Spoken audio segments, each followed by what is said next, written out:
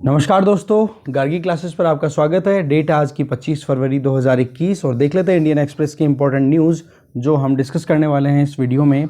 First news है that is about 1 मार्च को vaccine की सेकंड जो आप कहोगे कंसाइनमेंट है या फिर जो वैक्सीन ड्राइव का जो सेकंड फेज़ है वो स्टार्ट हो जाएगा और उसमें जिनकी उम्र 60 साल से ज़्यादा है वो और या 45 साल से जिनकी ज़्यादा उम्र है पर उनके कुछ ना कुछ ऑलरेडी बीमारी चल रही है, कोमॉर्बिडिटी से वो ग्रसित हैं। ठीक है, चाहे कैंसर हो, चाहे डायबिटीज़ हो, हाइपरटेंशन हो, इस तरीके की कोई बीमारी है और उनकी उम्र 45 साल से ज़्यादा है तो भी उनको वैक्सीन मिलेगा। राइट, तो ये वैसे तो कुछ काम की ज़्यादा है नहीं, बस इतना सा ही था कि इस इन्फॉर्मेशन क्या है वो हमने देखी, अब डिस्कस नहीं करेंगे। इसके अलावा फॉलोइंग ऑब्जेक्शन, गवर्नमेंट ने स्क्रैप कर दिया है कि जो वेबिनार्स को कर्व करने का ऑर्डर दिया गया था, कोविड-19 आउटब्रेक हुआ था या कोविड के केसेस बहुत ज़्यादा होने लग गए थे, तो एक बार जो सेमिनार्स हुआ करती थी वेब के थ्रू, ठीक है, वीडियो कॉन्फ्रेंसिंग के थ्रू, उनके थ्रू एक बार उनको भी रोका गया था, अब उनको फिर से अलाउ कर दिया गया है। बस इतनी सी काम की चीज़ है, बाकी और कुछ काम का नहीं है।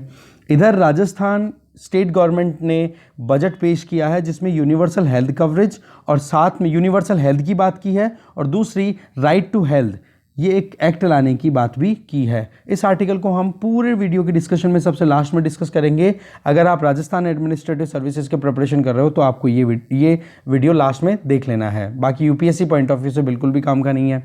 इसके अलावा और कुछ भी आर्टिकल यहाँ पे फ्रंट पेज पे काम का नहीं है, बस केवल एक है कि जो मोटेरा स्टेडियम हुआ करता था अहमदाबाद में, फिर उसका अहमदाबाद स्टेडियम बना दिया गया। उस स्टेडियम को आप देखोगे तो वर्ल्ड का लार्जेस्ट क्रिकेट स्टेडियम है वो अभी, ठीक है, जिसमें अभी टेस्ट मैच चल रहा है, डे नाइट टेस्ट मैच, और उस स्टेडियम का भी नाम क्या रख दिया गया है, नरेंद्र मोदी स्टेडियम। राइट, और इस स्टेडियम के चारों तरफ में पूरा एक कॉम्प्लेक्स बनेगा, स्पोर्ट्स कॉम्प्लेक्स, उसका पार्ट होगा ये स्टेडियम। राइट, उस कॉम्प्लेक्स का नाम रखा जाएगा सरदार वल्लभ भाई पटेल स्पोर्ट्स कॉम्प्लेक्स, ऐसे करके ये कॉम्प्लेक्स का नाम होगा और उसमें ये स्टेडियम कहीं एक पार्ट होने वाला है। ठीक है, तो इससे ज़्यादा और कुछ इंपॉर्टेंट न्यूज़ है नहीं फ्रंट पेज पे। आगे चलते हैं। फिर आर्टिकल है जिसमें ये बताया जा रहा है कि फॉर्मर जो national commission on backward classes उनके चीफ रहे हुए हैं जस्टिस वघेला, उन्होंने अपनी तरफ से एक बात कही है कि अगर जब तक हमारे पास में कास्ट सेंसस मतलब जाति आधारित जनगणना का जो डेटा अगर अवेलेबल ना हो, तब तक अगर ओबीसी में अगर 4 सब कैटेगराइजेशन की बात की गई है जी रोहिणी कमीशन के द्वारा, वो कैटेगराइजेशन साइंटिफिक नहीं होगा। तो पहले इस चीज़ पर ध्यान देने की ज़रूरत है, क्योंकि अभी जो socio economic caste census available है ना, वो 2011 का है और अभी कितना चेंज हो चुका है हमें भी पता है कि 2021 आज 10 साल हो चुके हैं सेंसस को कंडक्ट हुए। तो ओबीसीज को अगर 27% रिजर्वेशन मिला हुआ है, उसको अगर सब कैटेगराइजेशन करना चाहें, क्योंकि टोटल 2600 के लगभग कम्युनिटीज़ को ओबीसी के अंडर में डाला हुआ है, और उनका सब कैटेगराइजेशन इस बेसिस पे करना कि किसको फ़ायदा पहुंचा है अभी तक रिजर्वेशन का और किसको नहीं पहुंचा। तो अगर वो करना चाहते हो तो फॉर्मर एनसीबीसी चीफ ने क्या कहा है, बोले कास्ट सेंसस का डेटा एक बार कलेक्ट हो जाने दो। बाकी देखो इस मैटर को हम ऑलरेडी डिस्कस कर चुके हैं, आज हम इस मैटर को डिस्कस नहीं करेंगे। आगे चलते हैं। नेक्स्ट हम एक्सप्लेन पेज से डिस्कस करेंगे कि कॉन्स्पिरेसी को किस तरीके से ट्रीट किया जाता है, कॉन्स्पिरेसी बोली किसको जाती है। आईपीसी की सेक्शन 120A और सेक्शन 120B, ठीक है, इन दोनों के बारे में जानेंगे। कॉन्स्पिरेसी षड्यंत्र को किस तरीके से परसीव किया जाता है, ये कब इंट्रोड्यूस हुआ था आईपीसी में, ठीक है, पूरा डिटेल में जानेंगे। दिशा रावी का जो केस है उसके बारे में ये पूरा मैटर है। दूसरा, इधर यूके का कोर्ट आज ऑर्डर कर चुका है वैसे तो कि एक्स्ट्राडिशन अलाउ कर दिया जाएगा नीरव मोदी का। नीरव मोदी जिनका पीएनबी के साथ में जो लेटर ऑफ अंडरटेकिंग के लिए एक फ्रॉड केस आया था, उस केस में इनका नाम चल रहा है। साथ में इनके अंकल जिनका नाम है मेहुल चोकसी, दोनों अभी यूके में है, तो इनका एक्स्ट्राडिशन दैट मीन्स कि वहाँ से यूके से इनको इंडिया में ट्रायल्स के लिए लाया जाएगा। इनके अगेंस्ट में जो केस रजिस्टर्ड हैं, एक तो है सीबीआई में केस है, एक एनफोर्समेंट डायरेक्टरेट के अंडर केस चल रहा है, दोनों में। तो ये इंडिविजुअल स्पेसिफिक है, बिल्कुल भी डिस्कस नहीं करेंगे। बस हाँ, लेटर ऑफ अंडरटेकिंग का मतलब क्या होता है वो थोड़ा मैं समझाने की कोशिश करता हूँ आपको। देखो नॉर्मली क्या होता है कि for example out of India कोई एक बैंक है, मान लो इंडिया के बैंक है, एक तो पीएनबी और एक है एसबीआई, ठीक है। अब नीरव मोदी का अकाउंट है एसबीआई में या फिर पीएनबी में था, ये मान लो आप, ठीक है। नीरव मोदी का अकाउंट था पीएनबी में और ये जाता है out of India, for example Singapore, और वहां पर ये बड़ा बिजनेस करने का नाम लेता है और अपने डॉक्यूमेंट इस तरीके से तैयार करता है कि कोई भी इसको लोन देने से मना ना कर पाए, ठीक है।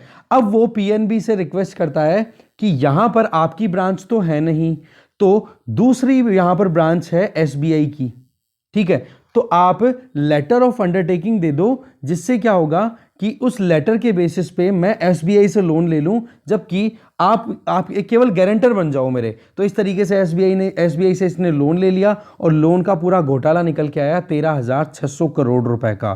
तो इस तरीके से ये लेटर ऑफ अंडरटेकिंग क्या होता है कि इंटरनेशनली जो डोमेस्टिक बैंक्स हैं वो हेल्प करना चाहते हैं, लैंड करना चाहते हैं किसी भी इंडियन ओरिजिन के बंदे को, या कोई भी अगर लोन लेना चाह रहा है जिसका इंडिया से कनेक्शन है, तो उस टाइम पर बैंकों के बीच में जो लेन देन का हिसाब किताब होता है उसको लेटर ऑफ अंडरटेकिंग बोला जाता है। उसके बेसिस पे नीरव मोदी ने लोन लिया था और फिर बाद में पता पड़ा कि ये तो बहुत बड़ा घोटाला था। ये है पूरा मुद्दा। बाकी और चीज़ें जो हैं आप थोड़ा बहुत वेट करेंगे तो इसके बारे में थोड़ा सा एडिटोरियल पे आएगा, तब हम डिस्कस करेंगे, क्योंकि ये पूरा इस पर्टिकुलर एक केस स्पेसिफिक है जो इतना काम का है नहीं, डिस्कस नहीं करेंगे। इधर बात आ रही है Sri Lanka United nation human right security council, human right जो काउंसिल है उसमें फिर से क्वेश्चन में है, क्योंकि जो लिट्टे के अगेंस्ट में जो सिविल वॉर शुरू हुआ था श्रीलंका में, जो 2009 तक चलता आया था, उसको लेकर के श्रीलंका को पहले भी बहुत बार लताड़ पड़ चुकी है कि आपने सिविलियन गवर्नमेंट को एक तरीके से मिलिट्री गवर्नमेंट में कन्वर्ट करके और अपने ही सिविलियंस को यहाँ पर बहुत परेशान किया है। और लिट्टे कौन थे? Basically liberation tiger of Tamil Eelam, ठीक है। ये तामिल माइनॉरिटी के ग्रुप के कुछ लड़ाके थे जो कि श्रीलंका के नॉर्दर्न रीजन में, नॉर्थ ईस्टर्न रीजन में जो लोग रहते हैं, तामिल जो लोग रहते हैं, उनके राइट्स के लिए फाइट कर रहे थे। तो उनको क्या असैसिनेट करवा दिया गया, उनको मरवा दिया गया था। तो इस बात को लेकर के श्रीलंकन गवर्नमेंट को बार बार, या श्रीलंका को बार बार united nation human right council में सवाल खड़े किए जाते हैं। तो अभी क्या है, इंडिया का भी एक टेस्ट होगा। अब यहाँ पर श्रीलंका को अगर क्रिटिसाइज होने देता है इंडिया यहाँ पे United nation human right council में, तो इंडिया के लिए प्रॉब्लम क्या है? श्रीलंका के साथ में हमारे बायलैटरल रिलेशंस हैं, वो कहीं ना कहीं चेक होंगे। दूसरा, अगर इस काउंसिल में श्रीलंका को क्रिटिसाइज नहीं करता है इंडिया, या फिर इंडिया सपोर्ट कर देता है श्रीलंका को कि श्रीलंका ने जो कुछ भी किया, उस केस में अब तमिल माइनॉरिटी के साथ में आप ज्यादती होने को एक्सेप्ट कर रहे हो। और आने वाले टाइम पे अब वैसे भी हमने देखा, आपको थोड़ा बहुत पता हो कि 2012-13 में जब चोगम की, मतलब कॉमनवेल्थ ऑफ नेशन की मीटिंग होने वाली थी श्रीलंका में, उस टाइम पे हमारे प्राइम मिनिस्टर मनमोहन सिंह जी वहाँ मीटिंग अटेंड करने जाने वाले थे। बट उस टाइम पर मनमोहन सिंह जी की सरकार कांग्रेस की तो थी नहीं, यूपीए की सरकार थी, और यूपीए को सपोर्ट दे रखा था तमिल गवर्नमेंट में उस टाइम पे डीएमके पार्टी ने, ठीक है, तमिलनाडु की एक पार्टी है। तो डीएमके ने धमकी दे दी, बोला कि अगर आप श्रीलंका में वहां पे मीटिंग अटेंड करने जाते हो तो हम लोग आपकी गवर्नमेंट से सपोर्ट निकाल लेंगे। और सपोर्ट अगर डीएमके निकाल देती तो उस टाइम सरकार गिर जाती। इसके चलते क्या हुआ था, इंडियन प्राइम मिनिस्टर ने जो श्रीलंकन विजिट थी उसको कैंसिल कर दिया, बोला हम अटेंड नहीं करेंगे। फिर उन्होंने अपने किसी मिनिस्टर को अटेंड करने के लिए भेजा था। तो ओवरऑल बात क्या आ रही है कि रीजनल इश्यूज, इंडिया के डोमेस्टिक इश्यूज फॉरेन पॉलिसी में कितना ज़्यादा इन्फ्लुएंस डालते हैं, ये चीज़ का एक बहुत बड़ा एग्जाम्पल है। ऐसे ही दूसरा एग्जाम्पल भी बताता हूँ कि डोमेस्टिक मुद्दा जो है वो कैसे फॉरेन पॉलिसी को मैनिपुलेट करना शुरू कर देता है। देखो, तीस्ता रिवर जो है वो सिक्किम वाले रीजन से ओरिजिनेट होकर के फिर वेस्ट बंगाल से होते हुए बांग्लादेश में एंटर हो जाती है, ठीक है। और फिर ब्रह्मपुत्रा की एक ट्रिब्यूटरी है, राइट बैंक ट्रिब्यूटरी। तो इसमें क्या है, तीस्ता वाटर शेयरिंग को लेकर के एक एग्रीमेंट साइन होने वाला था इंडिया और बांग्लादेश के बीच में। पर वहीं पर जो वेस्ट बंगाल की गवर्नमेंट, अभी जो करंट गवर्नमेंट चल रही है, ममता बनर्जी लेड तृणमूल कांग्रेस की जो गवर्नमेंट चल रही है, उस गवर्नमेंट ने बिल्कुल मना कर दिया कि हम तीस्ता एग्रीमेंट को एक्सेप्ट नहीं करेंगे। और इस बात की वजह से अभी तक भी तीस्ता एग्रीमेंट जो है वो फाइनलाइज नहीं हो पाया है। तो ये चीज़ भी एक एग्जाम्पल है कि किस तरीके से डोमेस्टिक जो पॉलिटिक्स है या डोमेस्टिक इश्यूज़ हैं वो कहीं ना कहीं इंटरनेशनल पॉलिसीज़ पर भी असर डालते हैं, ठीक है। इसके अलावा इसमें आर्टिकल में जो कुछ भी है उसमें इतना सही है कि जो रेजोल्यूशन लिया गया था उसमें श्रीलंका को लताड़ पड़ी थी बहुत बार, ठीक है। इसमें मेन जो चीज़ है वो ये कि United nation human right council ने बहुत सारे रेजोल्यूशन पारित किए हैं जिनमें एक रेजोल्यूशन है 30/1, एक है 34/1, एक है 40/1। 30/1 को श्रीलंकन गवर्नमेंट ने पहले एक्सेप्ट कर लिया था, फिर उसके बाद में अभी मना कर दिया। इस रेजोल्यूशन के बेसिस पे क्या था कि श्रीलंका को अपने मिलिट्री पर्सनल्स को, जिन्होंने 2009 तक जो लिट्टे के खिलाफ में ऑपरेशन चलाया था, उसमें उन्होंने जो जितना भी मास किलिंग की थी, बोला उनको ट्रायल पे लाना पड़ेगा, उनके खिलाफ केस चलाना पड़ेगा।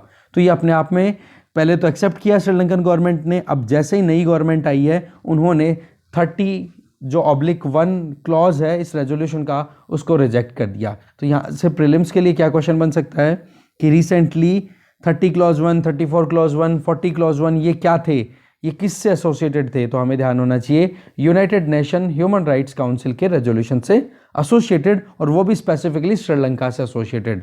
ठीक है, आगे चलते हैं। फिर आ गए हम इकोनॉमी पेज पे। इकोनॉमी पेज पे देखो प्रोडक्शन लिंक्ड इंसेंटिव स्कीम के बारे में बताया जा रहा है कि 7,325 करोड़ रुपए का इंसेंटिव दिया जाएगा लैपटॉप, पर्सनल कंप्यूटर्स और सर्वर्स को डेवलप करने के लिए।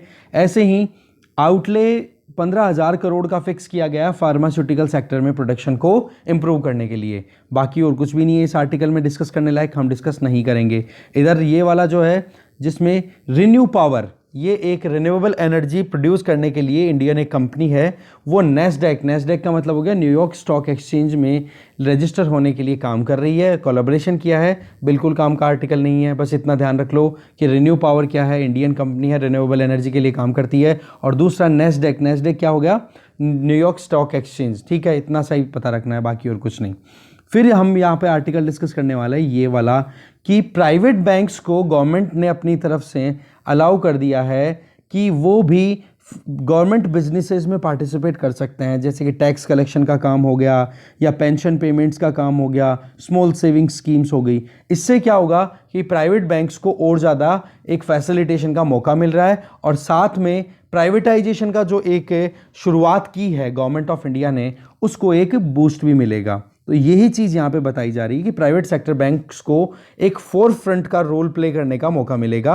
अब वो लीडिंग रोल प्ले कर सकेंगे। अभी तक क्या कुछ बैंकों को ही ये चीज़ फैसिलिटेट कर रखी थी, अब जो भी प्राइवेट बैंक इस चीज़ में पार्टिसिपेट करना चाहते हैं गवर्नमेंट के बिजनेसेस में, उनको भी अलाउ कर दिया गया है। दैट मीन्स एम्बार्गो लिफ्ट कर दिया गया है, इट मीन्स प्रतिबंध हटा लिया गया है। ठीक है, बाकी और कुछ भी नहीं है, तो ज़्यादा डिस्कस करने का कुछ बनता नहीं है।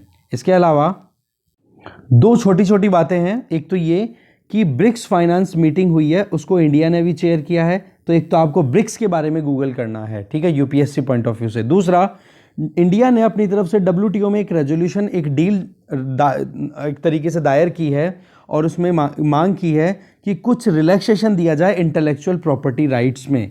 ठीक है, आईपीआर जो इशू होते हैं उनमें, तो उसमें सपोर्ट मिला है बहुत सारे अफ्रीकन कंट्रीज़ के द्वारा।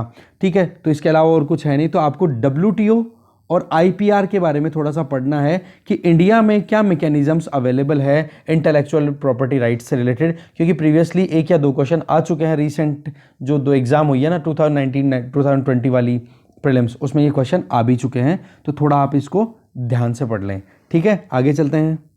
आगे हम आ गए हैं वर्ल्ड पेज पे। वर्ल्ड पेज पे एक तो ये इंपॉर्टेंट चीज़ कि माउंट एटना में लावा निकलना फिर से शुरू हो गया। तो इंपॉर्टेंट चीज़ है, माउंट एटना कहाँ पर है, ये देखो इटली में है, और इटली में भी पर्टिकुलर लोकेशन अगर ओवरऑल ग्लोबली देखें जियोग्राफिकल रीजन वाइज, तो मेडिटेरेनियन सी।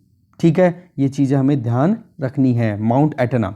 इसके अलावा अगर देखें ये वाला जो आर्टिकल है जिसमें बताया जा रहा है कि घाना अफ्रीका की तरफ से या all over world first country बन चुका है, फर्स्ट नेशन बन गया है जिसको कोविड वैक्सीन मिलेगा ग्लोबल कोवैक्स इनिशिएटिव के अंडर में। ये ग्लोबल कोवैक्स इनिशिएटिव जो है इसको लॉन्च किया गया था, या इसको मेन जो रन कराने वाले इंस्टीट्यूशंस हैं वो हैं यूनाइटेड नेशन WHO, दूसरा है गावी, तीसरा है वैक्सीन ग्रुप जो डेवलप कर रहा है इस पर्टिकुलर वैक्सीन को, और फिर चौथा है सेपी का मतलब हो गया coalition for epidemics and preparedness innovation. तो ये चारों मिलकर के ओवरऑल इस ग्लोबल कोवैक्स इनिशिएटिव को शुरू कर रहे हैं, जिसमें कोविड-19 वैक्सीन जो है वो गरीब देशों को या लीस्ट डेवलप कंट्रीज को प्रोवाइड किया जाएगा। तो पहला देश कौन सा बन गया, अफ्रीका का घाना। ये इंपॉर्टेंट इंफॉर्मेशन है यहाँ पर। इसके अलावा अगर हम देखें नीचे, तो हमारे लिए इंपॉर्टेंट ये वाला तो हम देख ही चुके हैं कि श्रीलंका रिजेक्ट कर रहा है यूनाइटेड नेशन जो ह्यूमन राइट्स काउंसिल का जो रेजोल्यूशन है, जिसके बारे में हमने एक्सप्लेन पेज पे ऑलरेडी देख लिया, तो यहाँ पे डिस्कस हम नहीं करेंगे। इधर यूएसए भी United nation human rights council को फिर से ज्वाइन करने की अपनी इच्छा जाहिर कर रहा है, क्योंकि ट्रंप के टाइम पे यूएसए ने अपने आप को विड्रॉ कर लिया था। बट जो बाइडेन एडमिनिस्ट्रेशन में जो सेक्रेटरी ऑफ स्टेट है एंटोनी ब्लिंकन, उन्होंने ये चीज़ कही है, पर साथ में ये भी कहा है कि ह्यूमन राइट्स काउंसिल में ये जो कुछ भी रेजोल्यूशंस आते हैं उसमें इजराइल के अगेंस्ट में एक डिस्प्रपोर्शनेट फोकस रखा जाता है, क्योंकि पैलेस्तीन के मुद्दे को बहुत ज़्यादा हाईलाइटेड मैनर में देखा जाता है, तो इजराइल वहाँ पर अपने आप ही सवाल में आ जाता है। तो बोला इजराइल के ऊपर आप सवाल मत उठाओ। बेसिकली ये जो काउंसिल है United nation human rights council, ये 2006 में इस्टेब्लिश की गई थी और पैलेस्तीनियन मुद्दे पे ये मेनली फोकस करती दिखाई देती है, या फिर कहीं पर भी ह्यूमन राइट क्राइसिस अगर चल रहे हैं। फॉर एग्जांपल हमने अभी श्रीलंका वाला मैटर देखा था कि जो तमिल माइनॉरिटी उनके साथ में जो एट्रोसिटीज़ होती है उसको लेकर के ये पूरा मुद्दा है। बाकी और कुछ भी इस आर्टिकल में ज़्यादा काम का है नहीं, आप देखना चाहो तो एक बार पोज करके देख सकते हो। अब हम चलते हैं डिटेल में बचे हुए एक दो आर्टिकल्स को जानने के लिए। एक्सप्लेन पेज पे हम बात करेंगे अभी अंडरस्टैंडिंग कॉन्स्पिरेसी। देखो 22 साल की जो क्लाइमेट एक्टिविस्ट जिनका नाम है दिशा रवि, उनको फ्री किया गया है या बेल मिली है उनको दिल्ली ट्रायल कोर्ट के द्वारा। तो उसमें एक लार्जर कॉन्स्पिरेसी निकल के आ रही थी, जिसके बेसिस पे दिल्ली पुलिस ने इनके अगेंस्ट में चार्जशीट दायर की और इनको अरेस्ट किया। तो अब मुद्दा ये आ जाता है ये कॉन्स्पिरेसी क्या थी जिसके बेसिस पे इनको अरेस्ट किया गया। तो सबसे पहली चीज़ तो ये कि जो किसानों का जो पूरा मुद्दा चल रहा था, प्रोटेस्ट चल रहा था, उसमें 26 जनवरी को ये था कि वो पीसफुल एक प्रोटेस्ट करेंगे, बट वो पीसफुल प्रोटेस्ट कहीं ना कहीं वायलेंस में कन्वर्ट हो गया। और जब ट्रेसिंग हुई, पता किया, तो कुछ ऐसे हिंट्स मिले कि दिशा रवि ने बहुत दिनों पहले एक बार अपना व्हाट्सएप ग्रुप बनाया और उस व्हाट्सएप ग्रुप में कुछ अपनी तरफ से कुछ आइडियाज़ शेयर किए, और वो आइडियाज़ ऐसे थे कि किस तरीके से अपनी खुद की डिमांड्स को मनवा सकते हैं फार्मर्स, मतलब फार्मर्स को सपोर्ट करने के लिए इन्होंने एक ग्रुप बनाया और उस ग्रुप पर और भी लोगों ने साथ में सपोर्ट किया। जैसे कि यहाँ पर निकिता जेकब का नाम भी आ रहा है, महाराष्ट्र बेस्ड एक इंजीनियर जिनका नाम है शांतनु मुलुक, वो भी थे। तो ये सब लोग मिलकर के कहीं ना कहीं एक आगे काम, मतलब अपनी तरफ से प्रोटेस्ट रजिस्टर कराना चाह रहे थे पीसफुली, साइलेंटली। बट इस का जब इन्वेस्टिगेशन हुआ, रिपब्लिक डे की जो वायलेंस हुई इसका इन्वेस्टिगेशन हुआ, तो उस टाइम ये पता पड़ा कि ये कहीं ना कहीं सेसेशनिस्ट नैरेटिव को कहीं ना कहीं प्रमोट करने लग गए थे कि पंजाब के जो फार्मर्स हैं वो खालिस्तान की डिमांड कर रहे हैं। तो इस चीज़ को फिर बाद में पुलिस ने कंसिडर कर लिया। बोले ये जो दिशा रवि ने अपनी तरफ से जो टूल किट पब्लिश किया है या जो टूल किट बनाया है, या फिर कोड ऑफ कंडक्ट एक तरीके से ये कह सकते हो, एक कोड बना दिया कि किस तरीके से प्रोटेस्ट को प्लान किया जा सकता है, उसको फिर बाद में ग्रेटा थनबर्ग ने शेयर कर दिया। सॉरी एक सेकेंड आप रुकिए। और उस टूल किट की फिर बाद में जड़ें निकालने की कोशिश की, फिर बाद में दिशा रवि का नाम आ जाता है। तो देखो इसमें क्या है, एक तो कनाडा बेस्ड ग्रुप है पोएटिक जस्टिस फाउंडेशन, और एक है किसान एकता को, ठीक है। इन्होंने कहीं ना कहीं सेसेशनिस्ट आइडियोलॉजी को या फिर इन सिस्टम को या टूल किट को कहीं ना कहीं प्रमोट करने की कोशिश की। तो डर ये था कि इंडिया की जो हमारी टेरिटोरियल इंटेग्रिटी है उसको कहीं ना कहीं थ्रेट है, और इस चीज़ को लेकर के फिर कॉन्स्पिरेसी के चार्जेस लगा दिए दिशा रवि पे। तो कॉन्स्पिरेसी के लिए लो क्या है, देखो 120A और 120B आईपीसी का सेक्शन जो है, ये दोनों कॉन्स्पिरेसी के लिए हैं। 120A तो डिफाइन करता है क्रिमिनल कॉन्स्पिरेसी को, 120B क्या करता है, उसके लिए पनिशमेंट बताता है। अब कॉन्स्पिरेसी बोली किसको जाएगी, अगर कोई दो इंडिविजुअल्स के बीच में, अगर दो या दो से इंडिविजुअल या पर्सन्स के बीच में अगर एक एग्रीमेंट होता है कि हम कुछ क्रिमिनल ऑफेंस कमिट करेंगे फ्यूचर में, और उस एग्रीमेंट का अगर पता पड़ गया पुलिस को या फिर किसी भी लॉ एंड ऑर्डर मेंटेनेंस करने वाली जो एजेंसी है उसको, तो उसको क्रिमिनल कॉन्स्पिरेसी कंसीडर कर लिया जाएगा। अब बात यह है कि क्या ये एग्रीमेंट होना ही क्रिमिनल कॉन्स्पिरेसी है? जी बिल्कुल, इंप्लीमेंट हो या ना हो उससे कोई फर्क नहीं पड़ता है, चाहे वो कमिटमेंट जो एग्रीमेंट में हुआ था वो इंप्लीमेंट हो या ना हो, बट अगर पता पड़ गया कि प्लान भी किया गया था तो वो क्रिमिनल कॉन्स्पिरेसी कंसिडर कर ली जाएगी। जैसे यहाँ पे एग्जांपल दे रहे हैं कि 2 जने मिलकर के प्लान करते हैं किसी इंडिविजुअल का मर्डर करने के लिए, उन्होंने हथियार भी खरीद लिए, बट एक्चुअल में उन्होंने मर्डर किया नहीं, पर पता पड़ गया कि उन्होंने प्लान किया था और हथियार भी खरीद लिए, तो फिर उनके खिलाफ में आप देखोगे क्रिमिनल कॉन्स्पिरेसी का जो षड्यंत्र का पूरा एक मुद्दा है वो हाईलाइट हो जाएगा और उनको अरेस्ट कर लिया जाएगा। अब ये बात आती है क्रिमिनल कॉन्स्पिरेसी का जो पूरा मुद्दा है या फिर ये जो पूरा मैटर है ये आया कब। देखो 1913 के टाइम पे आपको पता है क्या चल रहा था हमारे इंडिया में, ब्रिटिशर्स के अगेंस्ट में नेशनल फ्रीडम मूवमेंट चल रहा था, नेशनलिज्म की भावना, राष्ट्रवाद की भावना बहुत हद तक चढ़ रही थी। तो उन चीज़ों को रोकने के लिए, क्योंकि वहाँ पर थोड़ा सा आप देखोगे कि जो एक्सट्रीमिस्ट और जो मॉडरेट्स थे उनके बीच में स्प्लिट हो गया था। 1907 का जो सूरत सेशन था कांग्रेस का, उसके बाद में क्या था कि धीरे धीरे जो एक्सट्रीमिस्ट थे उनको बहुत ज़्यादा स्ट्राइक डाउन कर दिया था, जैसे कि लाल पाल बाल और अरबिंदो घोष, उनको क्या कर दिया था, बिल्कुल डिमोटिवेट कर दिया गया था। बाल गंगाधर तिलक को तो आपको पता ही है कि जेल में डाल दिया था, लाला लाजपत राय इंडिया छोड़ करके चले गए थे, और इधर विपिन चंद्रपाल और अरबिंदो घोष ने संन्यास ले लिया था राजनीति से। तो ऐसे करके जो यूथ थे ना, जो इनके पीछे लगे हुए थे, उन लोगों को लगा कि हम लोग क्या कर सकते हैं, हम भी तो कुछ कर सकते हैं ना। तो वो नेशनलिज्म की भावना बहुत थी और उन्होंने बहुत सारी कॉन्स्पिरेसीज प्लान की, बहुत सारे षड्यंत्र किए। उन्हीं को रोकने के लिए 1913 में ये क्रिमिनल कॉन्स्पिरेसी के प्रोविजंस ब्रिटिश गवर्नमेंट के द्वारा इंट्रोड्यूस किए गए थे, ठीक है ना। तो यही चीज़ आज के टाइम पे कहीं ना कहीं यूज़ की जा रही है। तो बात ये आ जाती है, हमें ये तो पता पड़ ही गया कि क्या बेसिस है जिसके बेसिस पे किसी पर्सन को कॉन्स्पिरेसी के नाम पर क्रिमिनल कंसिडर किया जाएगा और उसको सज़ा दी जाएगी। तो उसका पता पड़ ही गया हमें कि अगर प्लान भी कर लिया उन्होंने, चाहे वो कमिट करे, एग्जीक्यूट करे या ना करे, बट एग्रीमेंट भी हो गया ना उनके बीच में कि हाँ हमें ऐसे करके प्लान करना है, या हथियार भी खरीद लिए और एग्जीक्यूट नहीं कर पाए किसी का मर्डर या कोई भी ऑफेंस, फिर भी उस पर्सन को कहीं ना कहीं लायबल कंसिडर किया जाएगा अगर एक बार उसका कन्विक्शन हो गया तो। पर फिर भी यहाँ पर थोड़ा सा मिसयूज होने का डर क्या रहता है, जैसे राजीव गांधी असैसिनेशन की अगर बात करें, यहाँ पे एग्जांपल दे रहे हैं कि वहाँ पर इंडिविजुअल्स ने अपनी तरफ से एक्ट तो किया, उनको असैसिनेट किया, बट जो इंडिविजुअल्स उसमें इन्वॉल्व थे ना, जिनका नाम चल रहा है, उन इंडिविजुअल्स के बीच में कुछ भी कम्युनिकेशन नहीं था एक दूसरे के बीच में, ठीक है ना।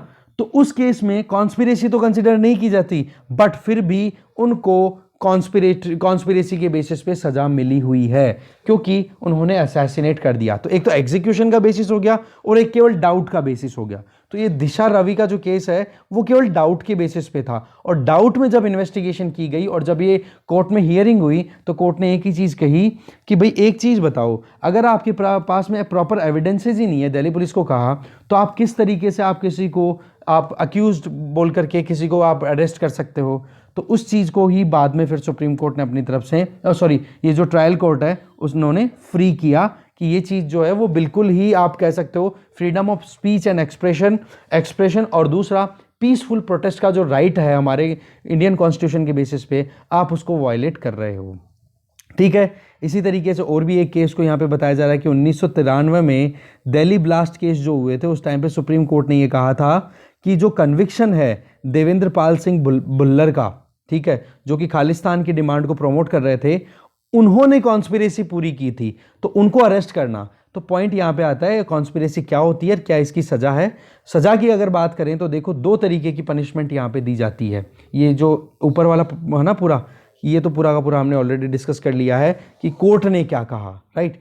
तो अब बात आ जाती है कि पनिशमेंट, देखो 2 तरीके की हमारे क्रिमिनल कॉन्स्पिरेसी कंसिडर की जाती है। एक तो जो सीरियस ऑफेंस से रिलेटेड हो, एक होती है कॉन्स्पिरेसी टू कमिट ऑफेंस, या फिर आप कह सकते हो कि कोई छोटा मोटा ऑफेंस करना हो। सीरियस ऑफेंस वाले में तो 2 साल या उससे ज़्यादा की सज़ा, या हो सकता है कि ज़िंदगी भर का एक कहते हैं ना लाइफ टाइम इम्प्रिजनमेंट और डेथ पेनल्टी भी मिल सकती है। दूसरी तरफ अगर आप देखोगे क्रिमिनल कॉन्स्पिरेसी एक नॉर्मल ऑफेंस करने के लिए उसमें 2 साल से कम की सज़ा या फाइन या फिर दोनों हो सकते हैं, और पनिशमेंट जो है वो इम्प्रिजनमेंट का जो टर्म होगा वो 6 महीने से ज़्यादा एक बार नहीं जाएगा अगर उसमें आप फाइन लगाते हो। पॉइंट यहाँ पे आ जाता है कि अगर ऑफेंस कुछ ऐसा है जिसके लिए सज़ा 2 साल से कम की है, ठीक है, उस केस में 6 महीने से ज़्यादा सज़ा नहीं होगी, और 6 महीने से सज़ा के साथ में फ़ाइन भी लगाया जा सकता है, या फिर दोनों को अलग अलग कि हाँ सज़ा भी दे के छोड़ा जा सकता है या फ़ाइन लगा कर भी छोड़ा जा सकता है। बट सीरियस ऑफेंस अगर हो जाते हैं ना, उसमें फिर लाइफ टाइम इम्प्रिजनमेंट है, डेथ पेनल्टी भी मिल सकती है। इसके अलावा आप देखोगे एडिशनली हम देखें प्रोसिक्यूशन एक बार प्रूव अगर हो जाता है ना कि वाकई में कॉन्स्पिरेसी की गई थी, प्लान किया गया था, फिर वो इंडिविजुअल जो है उसको अपने खुद के इंडिविजुअल लेवल के भी जो एक तरीके से दावे किए जा रहे हैं कि इसने अकेले नहीं पूरा प्लान किया है, वो भी उसके सिर ही मंड दिया जाता है। तो ग्रुप में जो कुछ भी प्लान किया गया था उसका भी जिम्मेदारी उसे बनाया जाता है। तो ऐसे करके एक बार अगर कन्विक्शन हो गया ना किसी भी इंडिविजुअल का ऑफेंस को लेकर के, क्रिमिनल ऑफेंस को लेकर के, फिर उसके लिए बहुत मुश्किल हो जाता है। बहुत सारी सजाएं उनके लिए डाली हुई हैं आईपीसी में। ओके, आगे चलते हैं।